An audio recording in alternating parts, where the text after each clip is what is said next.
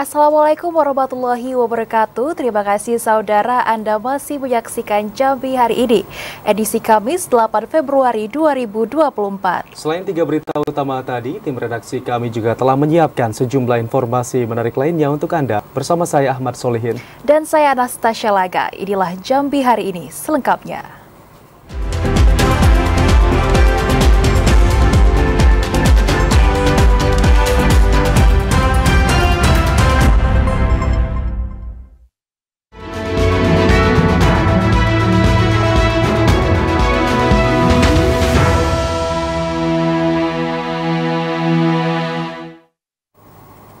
Saudara Ketua KPU Kota Jambi meninjau daerah banjir di Kelurahan Legok, Kecamatan Danau Sipin. Peninjauan tersebut dilakukan untuk memastikan proses pendistribusian logistik pemilu berjalan dengan lancar.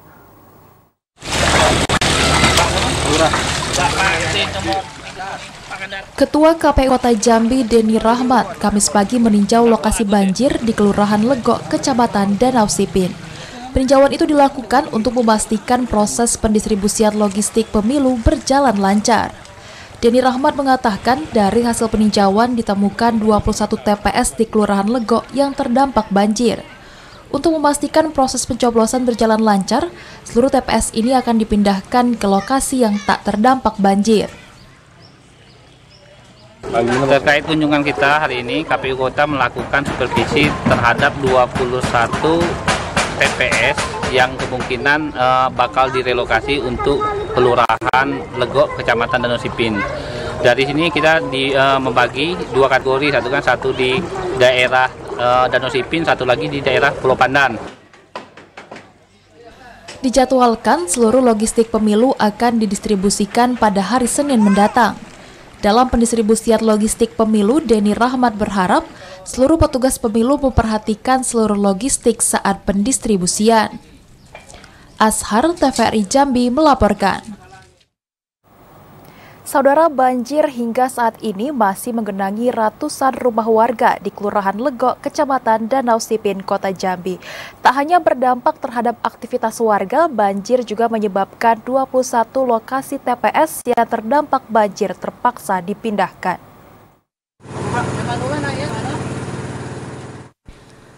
Banjir masih merendam sejumlah wilayah di Kota Jambi, salah satunya di Kelurahan Legok, Kecamatan Danau Sipin, Kota Jambi. Selain merendam rumah warga, banjir juga merendam jalan utama dan berdampak terhadap penyelenggaraan pemilu tahun 2024. 21 lokasi TPS yang terdampak banjir terpaksa harus dipindahkan ke tempat yang tak terdampak banjir. Hal itu dikatakan Camat Danau Sipin, Kota Jambi, Efrin, saat meninjau langsung lokasi TPS yang terendam banjir. Pemindahan lokasi TPS itu sebagai salah satu upaya pemerintah Kota Jambi dalam mendukung suksesnya pelaksanaan pemilu tahun 2024, baik secara sarana dan prasarana, ketertiban dan kondusivitas. Ada sekitar 21 TPS yang kena banjir, dan hari ini kita akan memastikan di mana lokasi banjirnya, tempat lokasi TPS yang banjir tersebut, dan kemudian di mana tempat relokasi dari TPS tersebut. Dan alhamdulillah setelah kita pastiin, baik itu PPS, PPK maupun juga TPS, petugas TPS sudah memikirkan kondisi yang terjadi. Efrin memastikan 21 TPS yang direlokasi itu aman dan jauh dari banjir, sehingga pelaksanaan pemungutan suara pada 14 Februari mendatang dapat berlangsung lancar. Joko, TVRI Jambi melaporkan. Penjabat Bupati Tebo Aspan didampingi Ketua KPU dan Bawaslu meninjau gudang logistik pemilu di kilometer 11 Desa Sungai Alai, Kecamatan Tebo Tengah. Dalam kunjungannya, Aspan melakukan pemeriksaan kelengkapan logistik pemilu.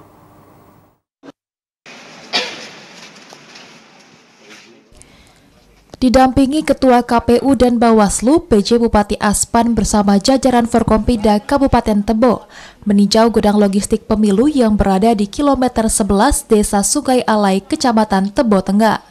Dalam kunjungannya, Aspan langsung melakukan pemeriksaan kelengkapan logistik pemilu yang akan didistribusikan pada 11 Februari mendatang. Dari hasil pemeriksaannya, Aspan mengapresiasi kinerja KPU dan Bawaslu dalam melakukan berbagai persiapan pemilu, khususnya kebutuhan logistik. Sementara Ketua KPU Tebo Atiul mengatakan, pihaknya saat ini masih menunggu C Plano yang dalam waktu dekat akan tiba ke gudang logistik. Kan datang ke gudang logistik kita yang di Pas 11. Beliau meninjau kotak suara yang sudah kita susun, baik itu yang sudah kita siap untuk distribusi maupun yang masih dalam proses untuk dikunci. Atiul Fadia menambahkan logistik pemilu akan didistribusikan ke seluruh TPS mulai 10 Februari mendatang.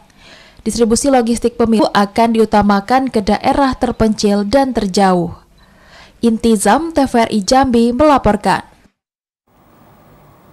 KPU Provinsi Jambi resmi menutup pendaftaran pemilih tambahan pada 7 Februari 2024 pukul 23.59 waktu Indonesia Barat untuk keempat kategori.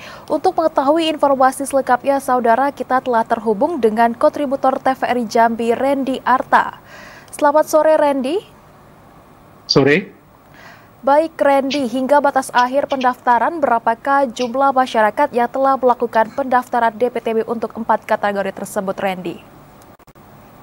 Baik, 5 hari jelang penyelenggaraan pemilihan umum serentak 14 Februari 2024, Komisi Pemilihan Umum Provinsi Jambi secara resmi telah menutup daftar pemilih tambahan atau DPTB untuk 4 alasan untuk wilayah Provinsi Jambi. Berdasarkan informasi yang disampaikan Komisioner KPU Provinsi Jambi Fahrul Rozi, total untuk DPTB masuk berjumlah 22.932 orang. Sementara untuk DPTB keluar sebanyak 24.351 orang. Dari data yang disampaikan KPU, DPTB masuk terbanyak berada di wilayah Kota Jambi dengan jumlah mencapai 5.344 orang. Jumlah tadi merupakan keseluruhan dari jumlah pindah baik untuk kabupaten kota maupun provinsi untuk tahun 2024. Saat ini KPU sedang melakukan rekapitulasi terkait alasan rinci pemindahan DPTB agar diketahui secara rinci bagi masyarakat. Demikian. Baik, Randy, nantinya untuk pemilih DPTB tersebut, surat suara pemilu apa saja yang akan didapatkan oleh pemilih DPTB tersebut, Randy? Baik, berdasarkan penjelasan pihak KPU, setiap pemilih DPTB akan mendapatkan surat suara yang disesuaikan dengan daerah pemilih. Setiap pemilih DPTB sebenarnya sudah mendapatkan informasi saat melakukan pemindahan permohonan sewaktu di kelurahan masing-masing. Untuk pemilih DPTB yang keluar dari wilayah provinsi, dipastikan hanya akan mendapatkan surat suara untuk pemilihan presiden dan wakil presiden. Demikian. Baik, terima kasih Randy atas laporan Anda. Selamat bertugas kembali. Saudara, 5.755 pemilih di Kabupaten Muaro Jambi mengajukan pindah memilih. Dari jumlah itu, 2.427 orang merupakan warga yang keluar dari TPS asal dan 3.328 orang lainnya merupakan warga yang masuk ke TPS Muaro Jambi.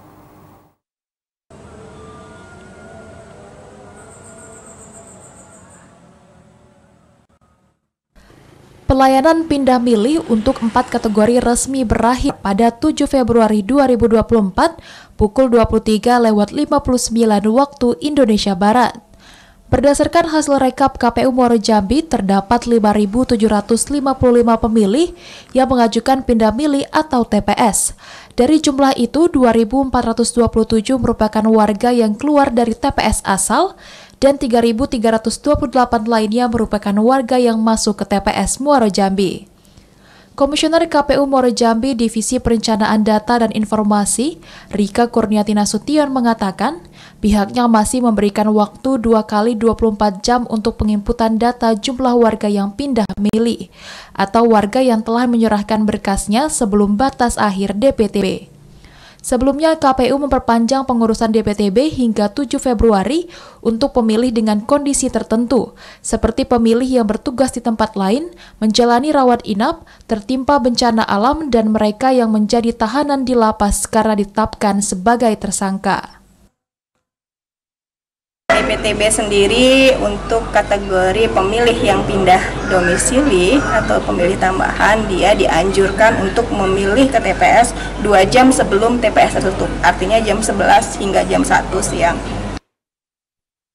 Rika Kurniati Nasution menegaskan bagi pemilih antar provinsi hanya mendapatkan 1 surat suara, yakni presiden dan wakil presiden. Sementara pemilih yang pindah antar kabupaten kota, surat suaranya ditentukan dapil pemilihan. Azam Afnan, TVRI Jambi, melaporkan. Saudara, KPU Sarolangun petakan zona distribusi logistik pemilu tahun 2024. Distribusi logistik ke wilayah desa dan TPS dibagi ke dalam 3 zona, yakni zona sulit, zona tersulit, dan zona mudah. Menjelang pelaksanaan pemilu serentak, KPU Sarolangun terus melakukan berbagai persiapan. Salah satunya pemetaan zona distribusi logistik pemilu tahun 2024. Ketua KPU Sarolangun Ahmad Mujadid mengatakan, pendistribusian logistik pemilu ke TPS tersulit akan dikirim lebih awal. Berdasarkan pemetaan, ada 4 kecamatan yang masuk ke dalam zona tersulit, yakni Batang Asai, Limun, Pau, dan Mandiangin Timur. Keempat daerah itu menjadi fokus utama dalam proses distribusi logistik pemilu. Pendistribusian logistik ke TPS tersulit langsung dilakukan KPU ke PPK menggunakan mobil double kabin. Di tanggal 11 ada 4 kecamatan, yaitu Batang Asai, Limun, Pau, dan Mandiangin. Cuman tidak semuanya, ada beberapa bagian dari TPS itu yang kategorinya sulit. Nah, dari 4 kecamatan tersebut.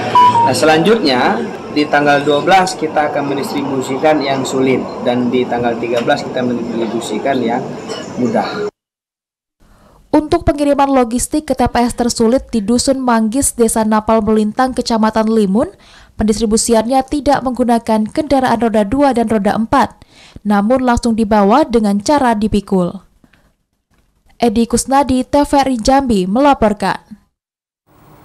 Saudara, Bawaslu Kabupaten Tanjung Jabung Timur maksimalkan penggunaan aplikasi Sistem Pengawasan Pemilu atau Siswalu. Informasi selengkapnya akan kami sajikan usai jeda, tetaplah bersama kami.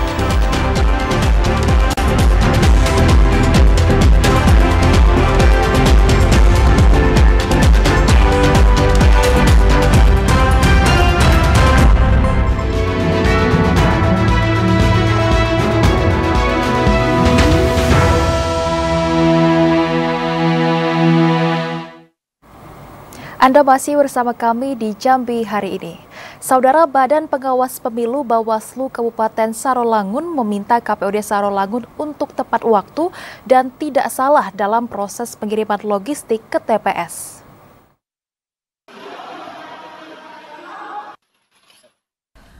Tahapan dan proses distribusi logistik pemilu 2024 menjadi perhatian serius dari Badan Pengawas Pemilu. Pasalnya, wilayah Kabupaten Sarolangun memiliki geografis yang luas serta medan yang sulit untuk dijangkau. Apalagi cuaca ekstrim dan curah hujan yang tinggi masih terjadi. Ketua Bawaslu Kabupaten Sarolangun Mudrika mengatakan, dari hasil rapat koordinasi bersama stakeholder dan KPUD, pengiriman logistik pemilu direncanakan tanggal 11 hingga 13 Februari mendatang. Untuk itu pihaknya meminta KPUD agar bisa bekerja sama dengan pihak terkait, serta memastikan bahwa logistik yang sudah dikemas tidak menyasar ke daerah pemilihan atau dapil lain. Terkait dengan pendistribusian logistik mulai tanggal 11 Februari nanti, nah yang menjadi catatan Bawaslu yaitu pertama, Bawaslu memastikan kawan-kawan KPU mendistribusikan logistik itu tepat waktu dan tepat sasaran. Bawaslu juga mengingatkan semua panwascam untuk memantau pengiriman logistik dari PPK ke desa hingga ke TPS. Edi Kusnadi, TVRI Jambi, melaporkan. Pemerintah Kabupaten Batanghari menyiagakan alat berat dan material untuk perbaikan sementara akses di sejumlah ruas jalan yang rusak. Upaya itu dilakukan agar distribusi logistik pemilu 2024 berjalan dengan lancar. Pemkab Batanghari menyiagakan alat berat dan material untuk perbaikan sementara akses di sejumlah ruas jalan yang rusak. Upaya itu dilakukan agar pendistribusian logistik pemilu tahun 2024 berlangsung lancar. Kepala Dinas Pekerjaan Umum dan Tata Ruang Kabupaten Batanghari Ajrisa Windra mengatakan, pihaknya siap membantu penyelenggara pemilu dalam pendistribusian logistik, khususnya di wilayah yang sulit dilalui dan terendam banjir. Penyiagaan alat berat dan material telah dikoordinasikan langsung oleh pemerintah daerah dengan KPU Batanghari. Ajrisa Windra berharap adanya peran serta masyarakat untuk memberikan laporan kepada pihaknya apabila mendapati akses jalan rusak dan terputus di wilayah jalur pendistribusian logistik. Ade Juniawan, TVRI Jambi melaporkan. Sementara itu, saudara, jajaran PTPS wajib menggunakan aplikasi Sistem Informasi Pengawasan Pemilihan Umum atau Siwaslu. Anggota PTPS diminta tidak gaptek terhadap teknologi.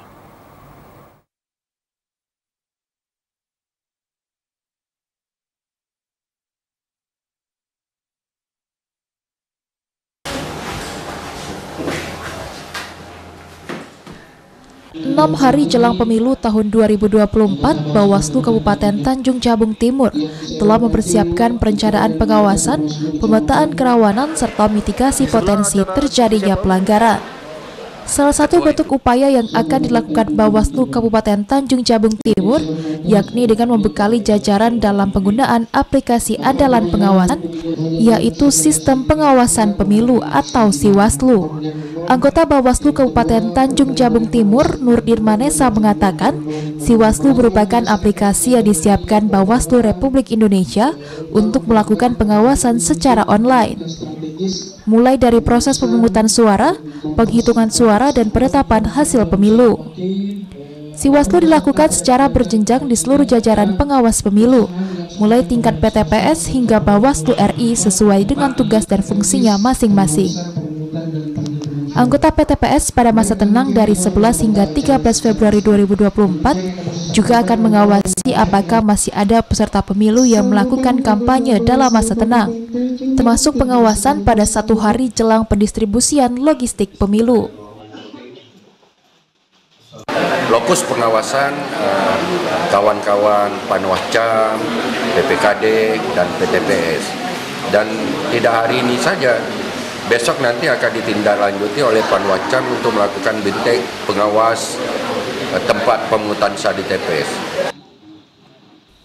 Melalui Siwaslu, 713 PTPS yang tersebar di seluruh kecamatan dalam wilayah Kabupaten Tanjung Jabung Timur dapat memberikan informasi tentang hasil pemungutan suara. Penghitungan suara nantinya disampaikan secara cepat serta terkonsolidasi secara nasional melalui sistem daring. Clifoptria, TVRI Jambi melaporkan.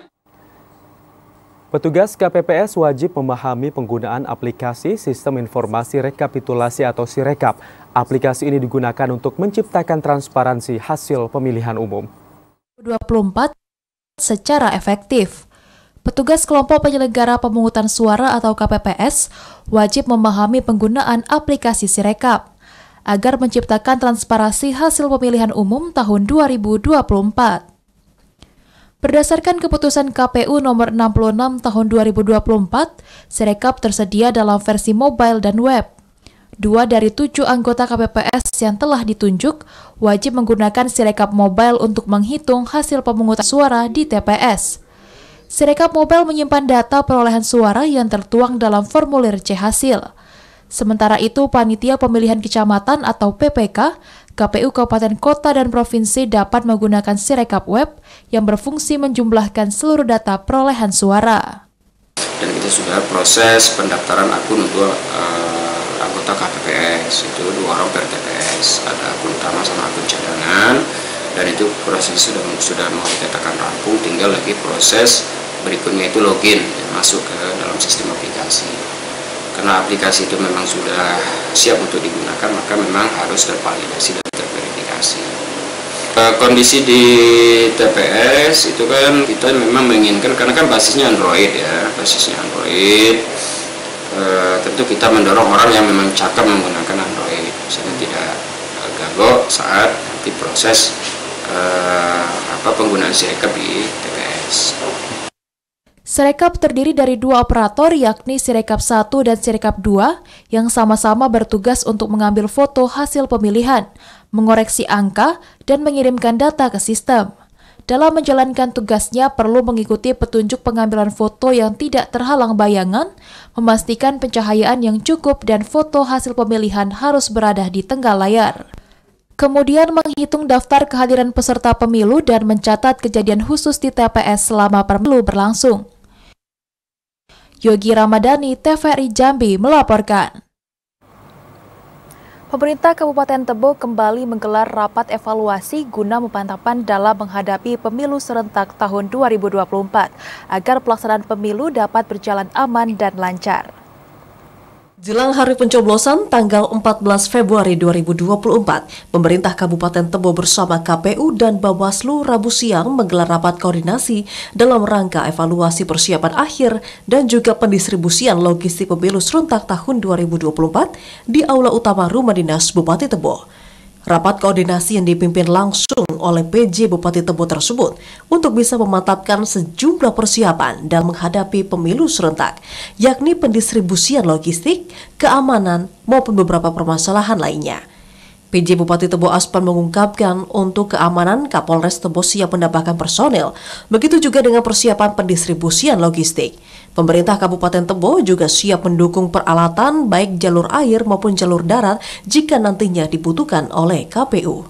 Alhamdulillah dari hasil evaluasi kita, beberapa hal yang menjadi catatan kemarin sebelumnya ini sudah dapat diselesaikan. Intinya Kabupaten Tebo insya Allah siap melaksanakan pemilu serentak 2024 ini secara tertib, aman dan damai. Mohon kita kerjasama semua unsur masyarakat untuk mensukseskannya. Artinya kawan-kawan PPK, kawan-kawan PPK bawah ini perlu pendampingan untuk pelaksanaan pemilu ini.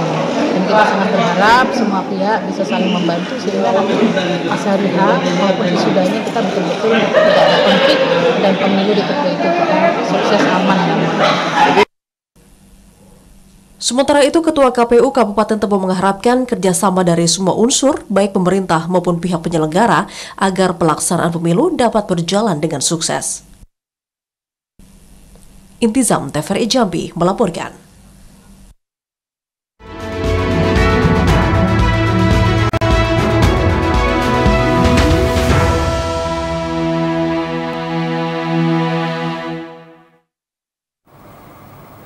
Saudara, pengurusan pindah lokasi tempat pemungutan suara atau TPS berakhir pada pukul 12 malam tadi. Di Kota Jambi, jumlah pemilih keluar mencapai 6.883 orang dan jumlah pemilih yang masuk hanya 5.343 orang. Untuk mengetahui informasi selengkapnya, kita telah terhubung dengan reporter Khairani Utari. Selamat sore, Khairani.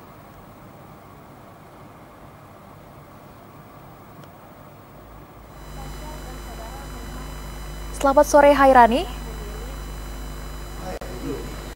Audio. Halo. Selamat sore, Khairani. Silahkan dengan laporan Anda. Anastasia dan juga saudara, memang pengurusan pindah memilih di Kota Jambi sudah berakhir pada 7 Februari pada pukul 23.59 waktu Indonesia Barat tadi malam. Dan pemilih yang terdaftar dalam daftar pemilih tetap dapat mengajukan pindah memilih atau TPS jika berada di luar domisili yang berada di alamat KTP-nya asalkan memenuhi kondisi seperti sedang berada di luar domisili atau sedang bekerja di luar domisilinya. Dan untuk mengetahui informasi selengkapnya, kami akan berbincang bersama Kadip Perencanaan dan Informasi KPU Kota Jambi, Ibu Rahmi Diana. Selamat sore, Ibu Rahmi. Selamat sore.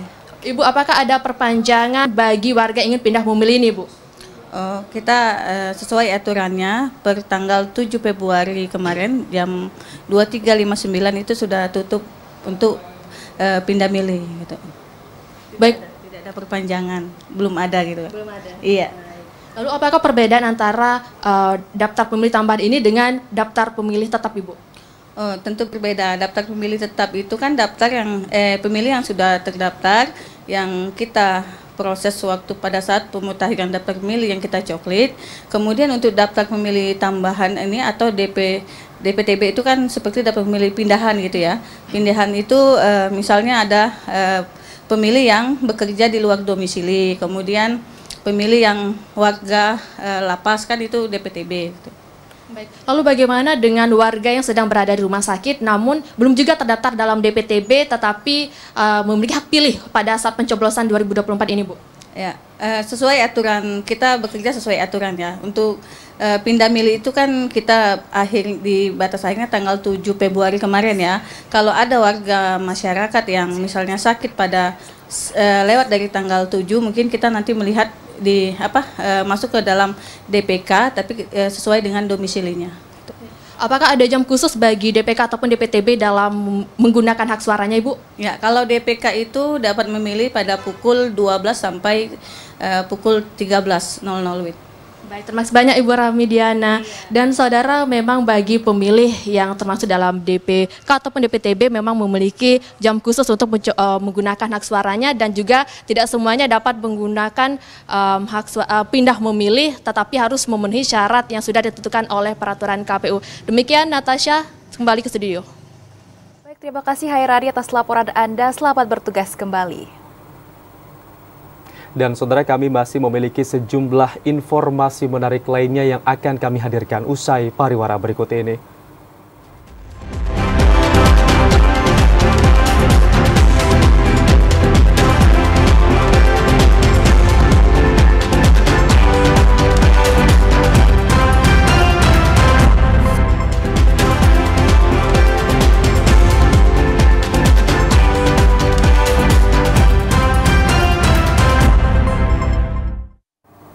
Terima kasih Anda masih bersama kami di Jambi hari ini. Saudara, banjir yang melanda di Desa Pematang Jaring terus meluas. Warga berharap ada bantuan logistik dan makanan kembali dari pemerintah. Mengingat banjir yang melanda ini sudah berlangsung lebih dari 1 bulan. Hah? Tidak bang, kita liputan. Ketinggian air yang menggenangi permukiman rumah warga di Desa Pematang Jaring, Kecamatan Jambi, luar kota Kabupaten Muaro Jambi semakin meningkat. Dalam kurun waktu 3 hari, terjadi peningkatan sekitar 15 cm. Kades Pematang Jaring Rashid mengatakan, ketinggian air yang merendam halaman rumah warga bervariasi, mulai 30 cm hingga 130 cm. Tercatat 120 rumah dengan jumlah warga 1.462 yang terdampak banjir luapan Sungai Batanghari. Warga setempat berharap bantuan kembali dari pihak terkait seperti makanan dan logistik, mengingat banjir yang melanda sudah berlangsung 1 bulan lebih. Saat ini intensitas air dengan tambahan debit air yang saat ini lebih meninggi, memang sudah ada penambahan yang terdampak banjir dari beberapa hari yang lalu. Tidak hanya menggenangi pemukiman rumah warga, luapan air Sungai Batanghari juga merendam akses jalan kabupaten dan desa. Di antaranya di RT 6 menuju Dusun Pematang Selayang yang mencapai 150 meter, kemudian jalan di Dusun Maro Kelulut sepanjang 500 meter, dan banjir juga memutus total akses warga di RT 3 dan 4 yang berada di Dusun Tuo.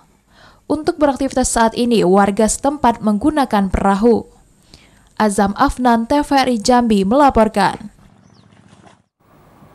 Saudara, banjir yang merendam 17 kecamatan di Kabupaten Kerinci kali ini merupakan yang terparah yang pernah dirasakan oleh masyarakat. Untuk mengetahui pasti penyebab banjir, pemerintah Kabupaten Kerinci melakukan pengkajian atau fokus group discussion. Untuk mengetahui informasi selengkapnya, kita telah terhubung dengan kontributor TVRI Jambi, Ilwan Pasaroni. Selamat sore, Ilwan. Ya, selamat sore. Ilwan, bagaimana seperti apa situasi kondisi banjir yang terjadi di Kabupaten Kerinci saat ini? Baik, terima kasih. Dapat saya laporkan, untuk kondisi banjir di Kabupaten Kerinci saat ini memang terpantau sudah mulai surut. Dan sejumlah warga yang mengungsi juga sudah mulai kembali ke rumah mereka masing-masing.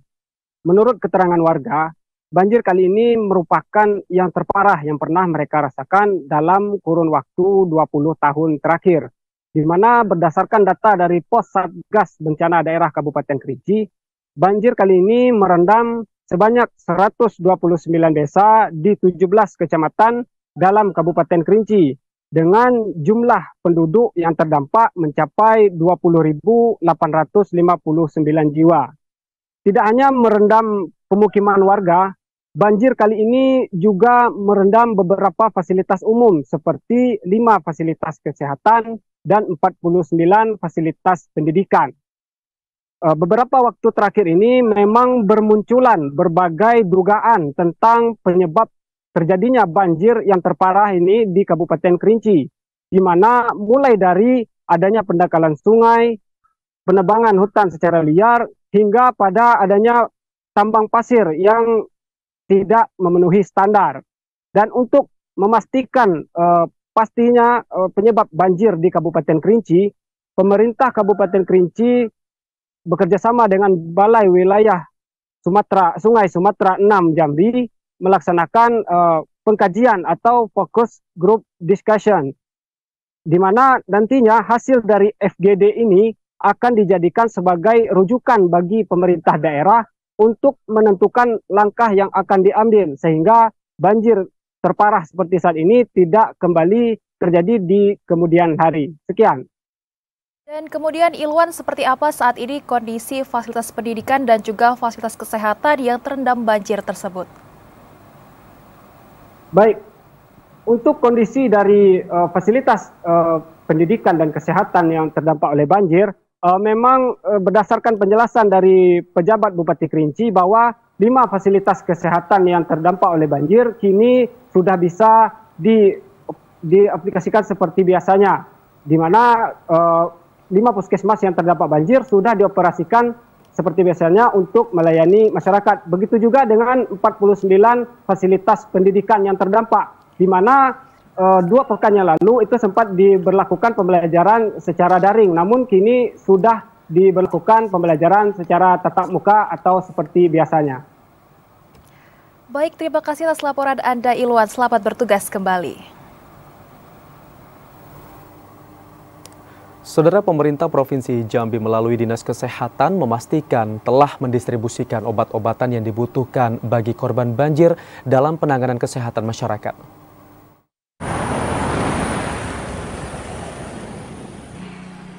Memasuki pertengahan Februari 2024, bencana banjir di Provinsi Jambi masih menjadi persoalan yang harus dihadapi masyarakat di sejumlah daerah. Pemprov melalui Dinas Kesehatan Provinsi Jambi memastikan telah mendistribusikan obat-obatan yang dibutuhkan untuk penanganan kesehatan masyarakat.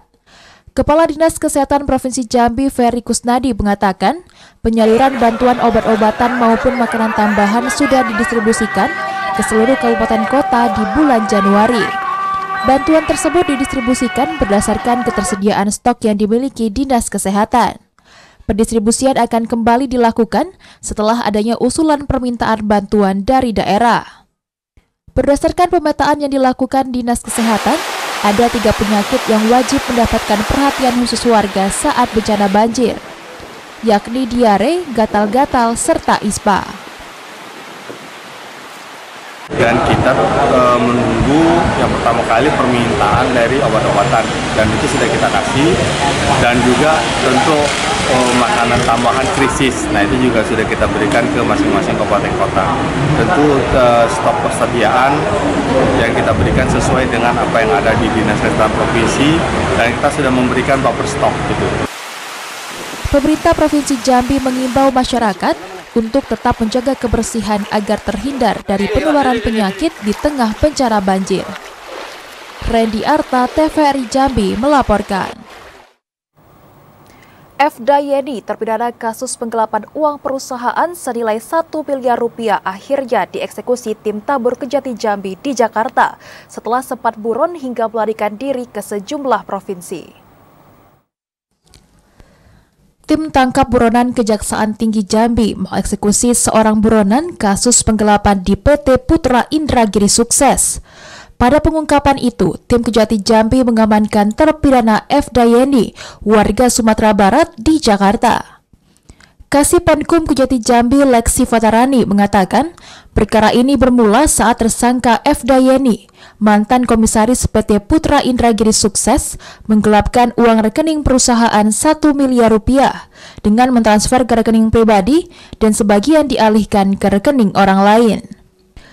Terpidana F. Dayeni saat ini akan menjalani pidana penjara selama 2 tahun dalam kasus penggelapan berdasarkan putusan Mahkamah Agung Republik Indonesia nomor 237-PID-2021 tanggal 9 Maret 2021. Kejaksaan Tinggi Jambi telah mengeksekusi TPU kasus penggelapan dari Kejaksaan Negeri Jambi atas nama F. Dayeni binti Buyung Jamek, yang mana pelaku terpidana lahir di Padang, usia 38 tahun, berhasil dieksekusi di Lapas Perempuan Kelas 2B Jambi berkat kerjasama dan sinergitas antara Kejaksaan, BPNS, Kanwil Pajak, Sumbaja, dan Polda Jambi untuk memburu DPO di Jakarta.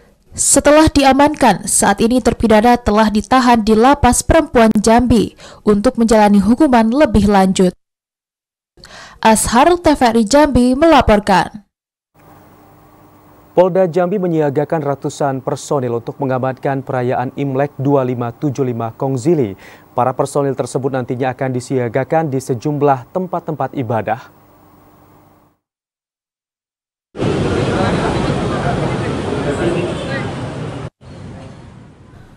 Perayaan Imlek tahun 2024 jatuh pada 10 Februari nanti. Sejumlah umat Tionghoa telah mempersiapkan diri menyambut perayaan tahun baru tersebut. Polda Jambi menyiagakan ratusan personel guna mendukung perayaan Imlek. Sekitar 400 personel polisi disiagakan membantu Polresta Jambi mengamankan perayaan Imlek di kota Jambi. Kaur Penmas Bithumas Polda Jambi Ibda Alamsyah Amir mengatakan, para personel tersebut nantinya akan disiagakan di sejumlah tempat-tempat ibadah, patroli hingga siaga di markas kepolisian. Selain itu, Polda Jambi juga melibatkan personel BRIMOB untuk melaksanakan sterilisasi di sejumlah tempat ibadah.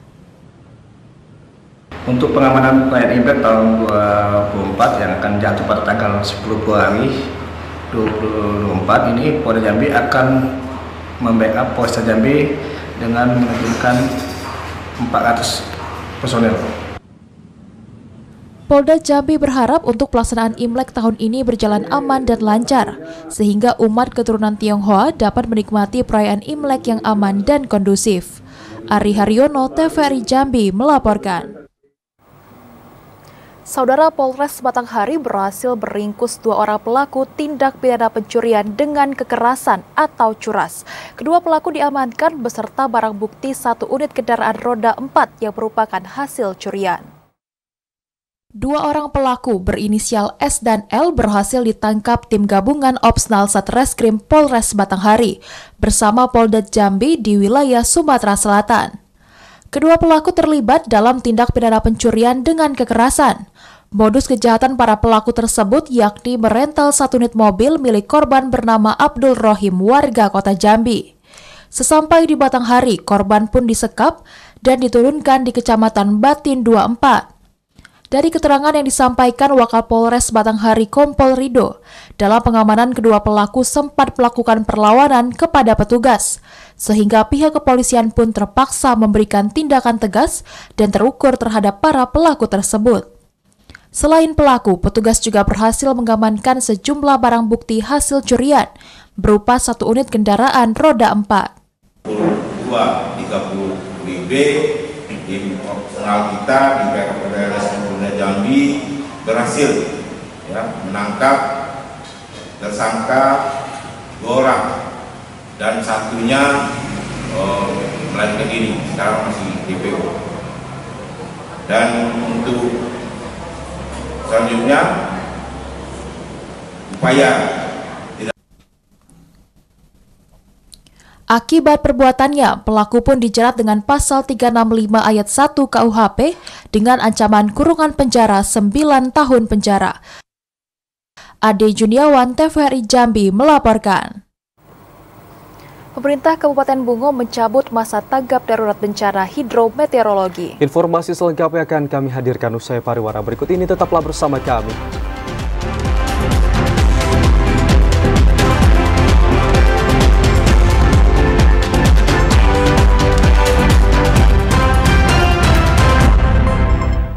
Terima kasih Anda masih bersama kami dan Anda bergabung dalam segmen advertorial.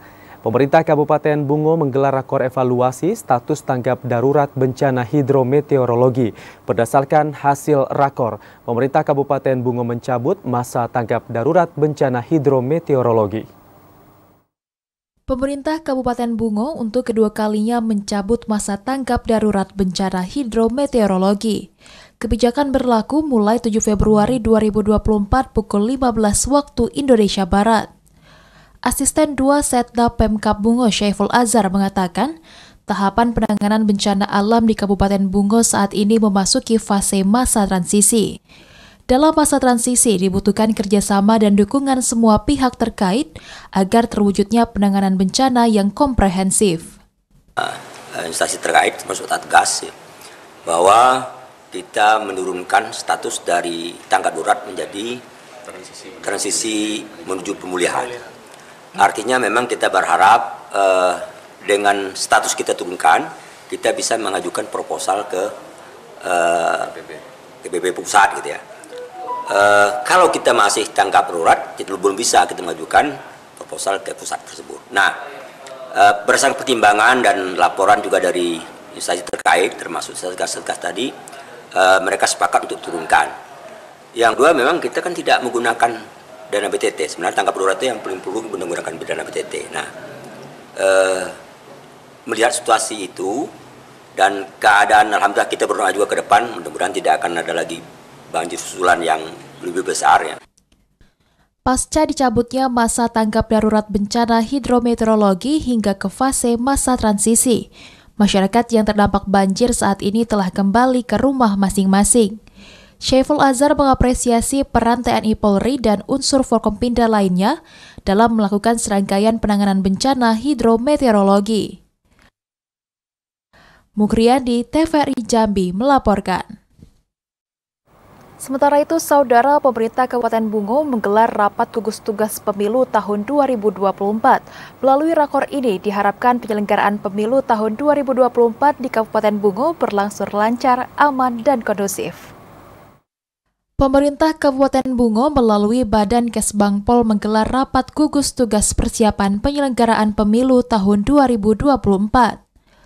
Rapat yang digelar di Gedung Pola Kantor Bupati itu dibuka Asisten 1 Setda Kabupaten Bungo. Kepala Badan Kesatuan Bangsa dan Politik Bungo Zainadi mengatakan, rapat gugus tugas pemilu ini bertujuan untuk memperkuat sinergitas antar penyelenggara pemilu dengan pihak terkait serta Pemkab Bungo. Penyelenggaraan pemilu serentak pada 14 Februari 2024 bukan hanya tanggung jawab penyelenggara pemilu dan pemerintah, namun menjadi tanggung jawab bersama. Pagi ini kita melaksanakan sosialisasi gugus tugas untuk pemilu legislatif Presiden Wakil Presiden tahun 2024. Ini seluruh kepala OPD termasuk pejabat fungsional dan pejabat eselon 3 untuk turun ke lapangan memantau pelaksanaan pemilu di desa-desa serta kecamatan. Alhamdulillah kegiatan ini tadi sudah berlangsung dengan para kepala dinas yang hadir untuk mendata ke lapangan pada tanggal 14 tersebut. Gugus tugas pemilu khusus des pemilu untuk dari pemerintah Kabupaten Bungo dalam rangka mensukseskan pemilu tahun 2024 ini kan. Alhamdulillah dapat berjalan dengan baik. Tadi sudah kami uraikan tugas-tugas daripada anggota-anggota gugus tugas yang ke lapangan sudah kami sampaikan tadi. Rapat gugus tugas ini juga membahas antisipasi lokasi TPS yang rawan bencana banjir, mengingat masih tingginya intensitas hujan di Kabupaten Bungo. Mukriandi, TVRI Jambi melaporkan. Penutup dalam Jambi hari ini, Saudara. Terima kasih atas perhatian dan kebersamaan Anda. Akhirnya saya Anastasia Laga. Dan saya Ahmad Solihin bersama kerabat kerja yang bertugas pamit undur diri. Wassalamualaikum warahmatullahi wabarakatuh. Sampai jumpa.